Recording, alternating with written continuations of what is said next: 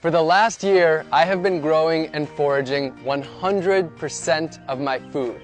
No grocery stores, no restaurants, not even a drink at a bar.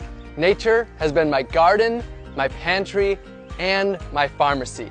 I'm here in Orlando, Florida, and this abundant garden that I'm standing in right now, this was just a lawn like that when I started. I don't own any land, so to grow my food, I met people in my neighborhood and I turned their front yards into gardens and shared the bounty of food with them. And while I was here, I built a 100 square foot tiny house along with my friends to serve as my simple homestead and my base. In my gardens, I grew over 100 different foods, dozens of different greens packed with nutrients, sweet potatoes, yam, and yucca for my caloric needs, delicious fruits like papayas and bananas, pumpkins, carrots, beans, and beets, so many vegetables, and herbs and peppers to flavor all of my meals.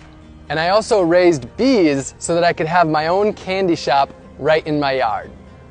In addition to the huge bounty from my garden, I foraged over 200 different species from nature. I harvested my salt from the ocean simply by collecting it and boiling it down. I got my caffeine from the native Yaupon holly tree. Not only was I my own grocery store, I was also my own pharmacist. I grew fresh turmeric and ginger right in my gardens. I harvested wild elderberries to make elderberry syrup to prevent cold and flu. I harvested reishi mushrooms and different medicinal teas, and also grew moringa, also known as the vitamin tree. I cooked up dozens of different healthy meals, fermented veggies to make sauerkraut, and made delicious beverages like honey wine and ginger beer. I whipped up delicious desserts and ate the healthiest of my entire life. And I even grew my own toilet paper. This project wasn't just about growing and foraging all of my own food though.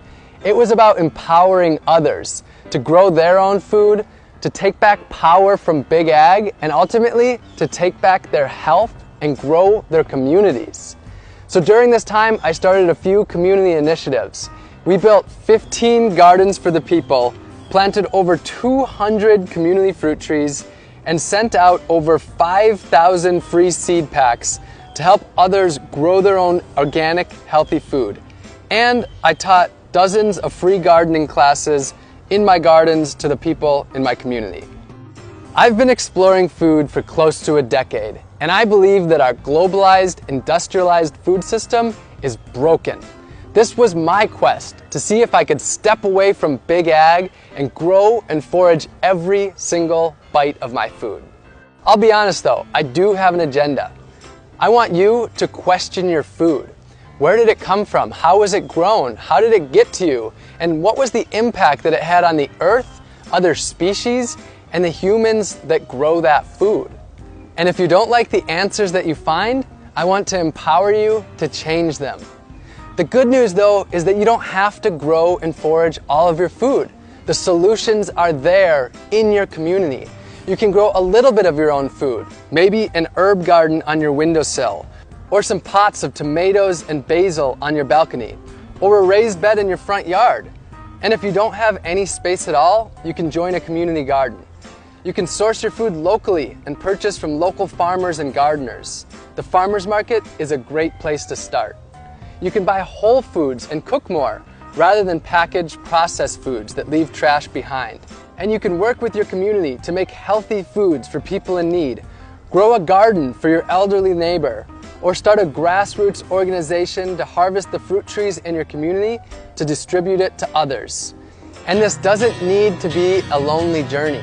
For most of us, food is at the center of our lives, and we can do this together in our communities. My year is over, but my journey of food has just begun.